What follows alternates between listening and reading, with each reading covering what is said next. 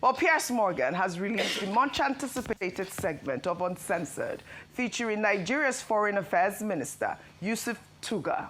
The explosive interview, which also featured former Canadian MP Goldie Gamari and Reverend Ezekiel Dachamo, saw Minister Tuggar mount an aggressive defense, challenging international reports on the scale of Christian killings and church burnings in Nigeria. The minister dismissed widely circulated figures as completely and totally inaccurate and false, insisting that media fact checkers have examined the numbers and found them grossly inflated. Let's take a look. Over the last 2 years, there have been 52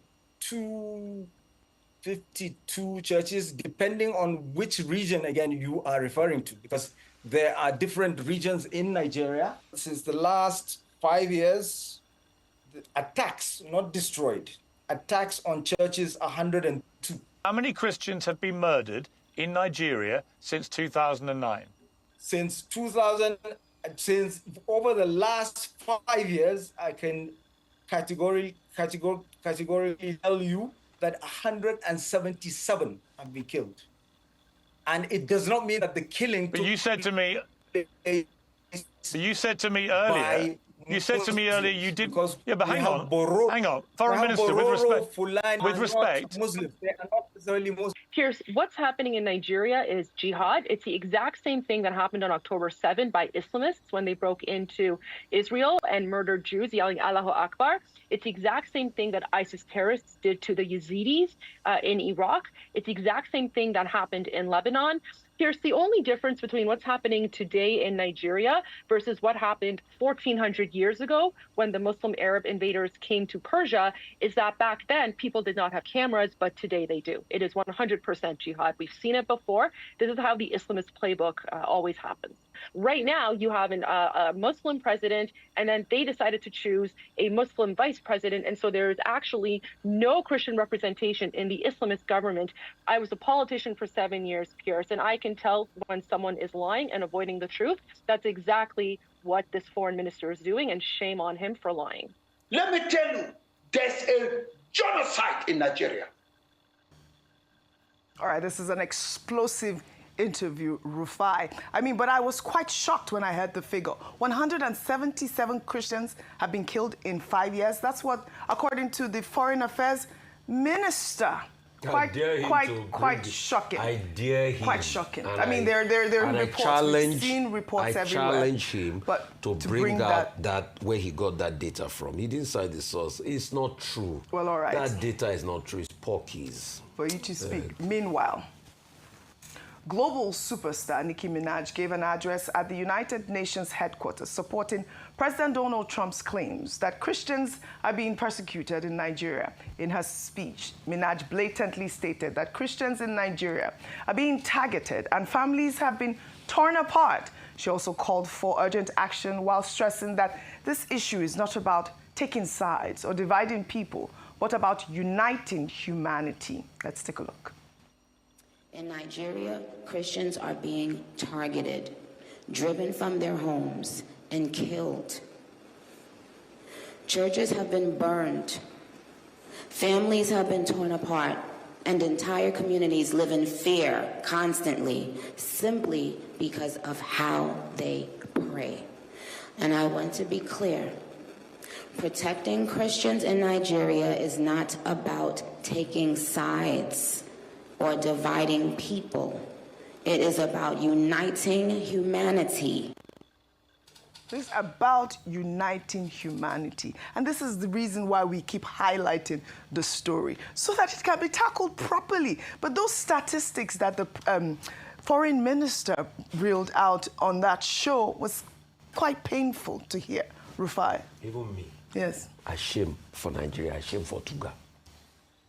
Foreign minister of my country, go out there, you don't get facts, you don't get data. The 200 people that were killed just the other day from your water. 200, and the 500 that Dachamo showed us. Yeah, he said that's 700 already. What about the Christmas Eve killings? Yes. You know, Amnesty reported that over 1,000 people were killed in the Christmas Eve killings. Okay, let's even say conservative number, let's say about 300, as reported by some people in that Christmas killings. You say 177, but it shows. And next thing, you are trying to put down the woman and saying all sorts. The woman was right. When we're talking about Muslim tickets, didn't people make noise? Didn't the likes of Buala say that was why he left the APC there? Has he not gone back the AP to the APC now? It's not going to show a level of balancing.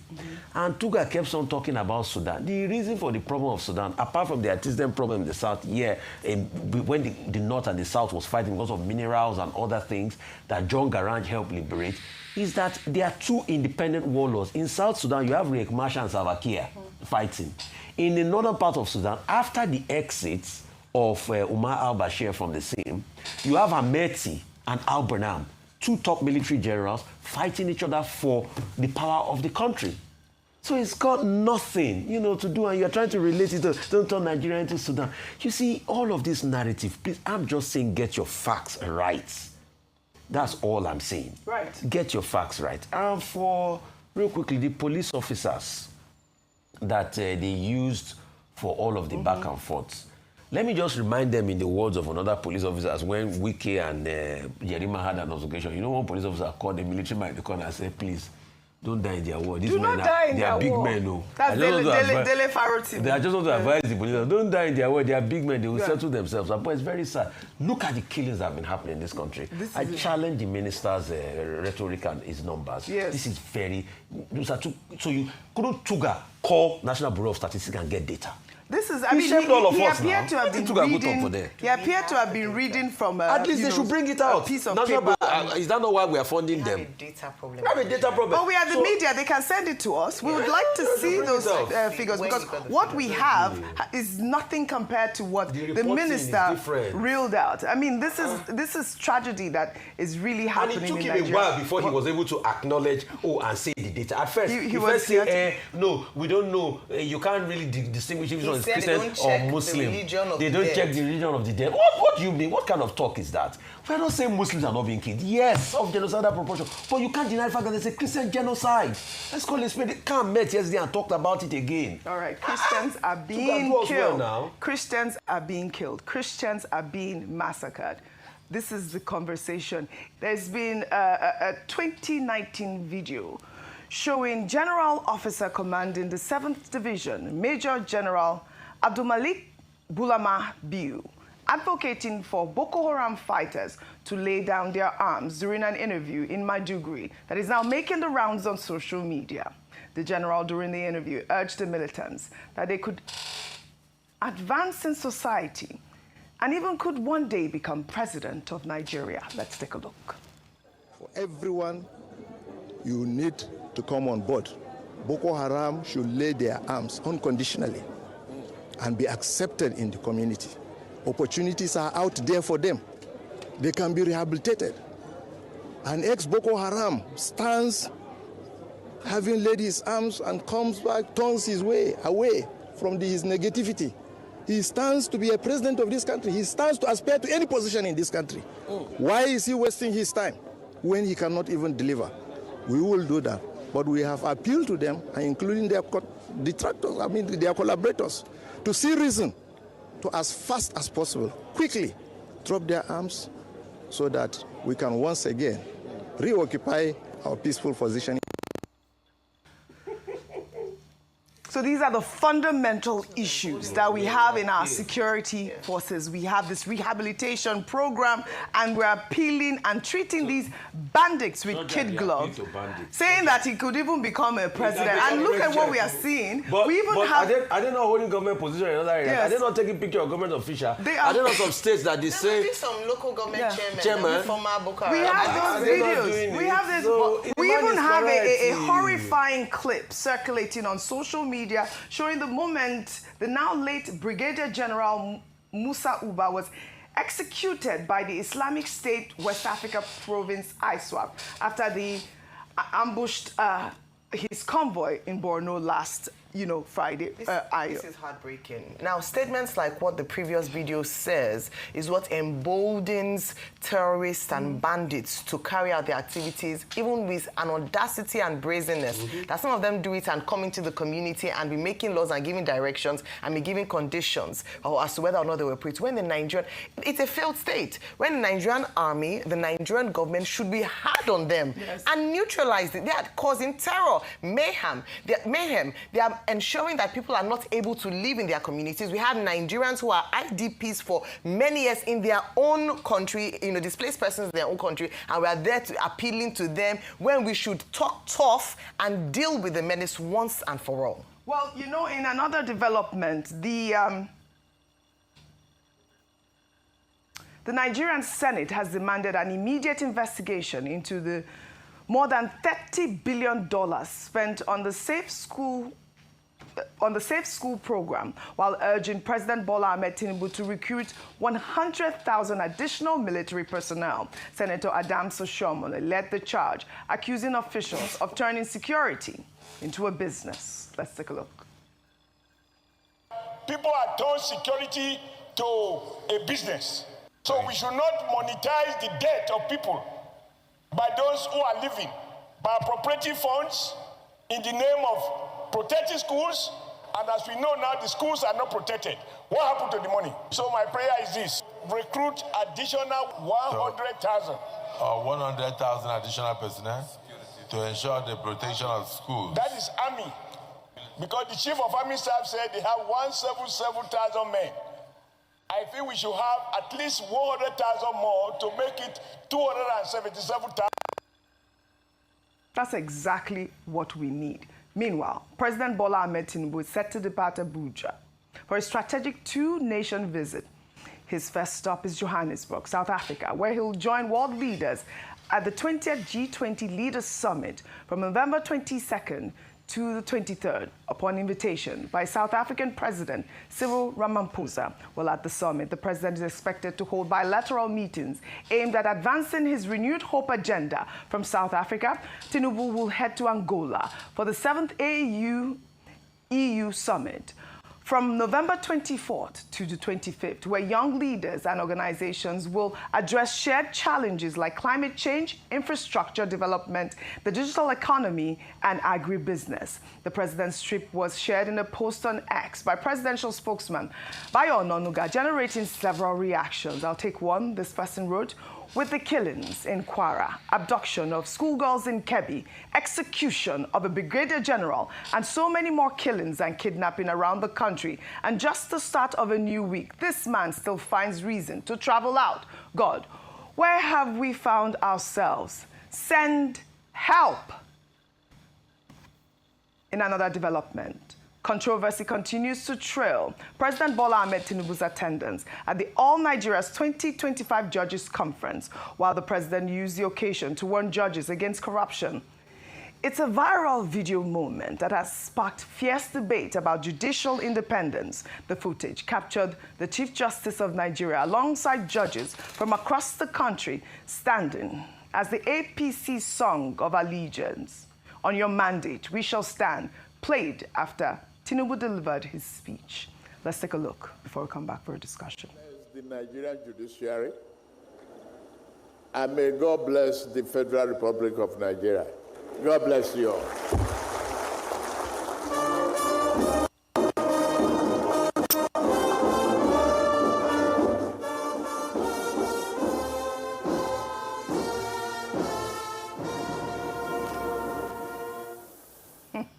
This video has since gone viral on social media, with Nigerians questioning why judges, who are meant to be the ultimate arbiters of justice without fear or favor, will be seen publicly associated with a partisan song of allegiance. Critics argue that the optics are damaging, especially at a time when election petitions and politically sensitive cases regularly come before Nigerian courts. Civil society groups say such displays, intentional or not, undermine public confidence in judicial impartiality. I'll take one tweet before we close with you guys. This person wrote, Those who are blaming Trump for describing Nigeria as a disgraced country should watch this and tell me how they feel seeing judges eulogizing Tinubu, which means their loyalty is to Tinubu than the Federal Republic of Nigeria. They are worse than what Trump said.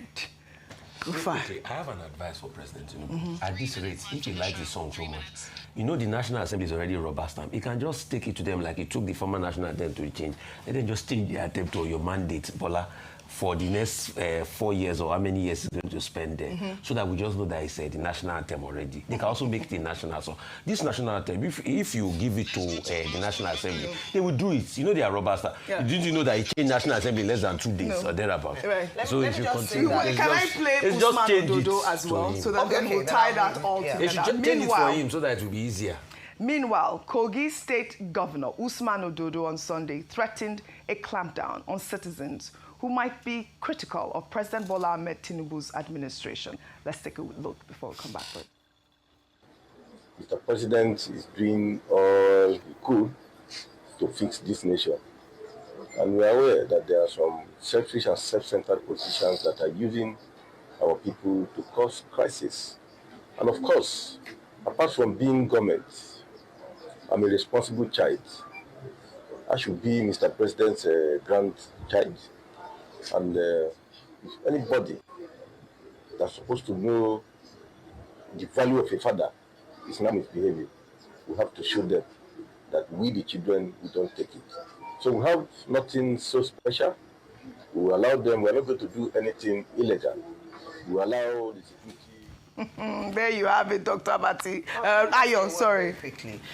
You know, this that On Your Mandate We Shall Stand that was played at the Judges' Conference was following a very powerful speech by the President himself, who had said that we must not turn the justice system to a sanctuary of conspiracy. He spoke very loudly about the fact that the Nigerian judicial system is said to be compromised or perceived to not be independent or that is quite corrupt. And so to see this happen just immediately after giving that powerful charge is quite an irony, and it's quite, you know, it's unfortunate at the very least. Yes, you might say that, oh, some people are not aware of it, but I believe that they should have come out very strongly against that, because that's not the national anthem of the country. The president walking out, usually you would sing the national anthem on his arrival and his exit from a formal event. So that ought to have been played, as opposed to this level of psychophancy we see, including what the governor of Kogi State said. What is this? That's why we don't have truth in our system. People are not willing to tell the truth or stand up, and we make laws like this where he said that people who criticize the president will be punished, or they must wear ashrebi that is the president. They must be punished.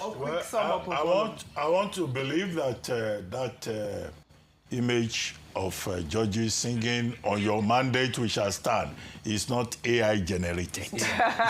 No, because if it is not AI generated, it is scandalous, it is shocking, it is embarrassing, it is unacceptable.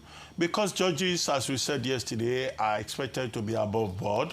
They are supposed by their code of conduct to be impartial. They are not expected to jump into the arena. And then the president says, oh, the judiciary should not become a sanctuary for compromise. That's the word he used. Yeah. And right before his presence, some judges stood up and they started saying, "On your mandate we shall stand." No. Don't imitate them. On your mandate. Don't you listen? You are imitating them. We are supposed to be neutral. No, me, I'm singing. No. So, yeah, absolutely. Go ahead. In other words, they just confirmed what the president had said. I think those judges should be identified. All right. There were cameras in that room. Right. We should know who those judges are. There were a lot of them. They should be named and shamed. Well, all right. I wish we had more time. I'd love to thank you all, as always, for your great analysis. As always, on What's Trending. Rufai. Well, all right. That's all I have for you guys on What's Trending today. I'll see you all tomorrow.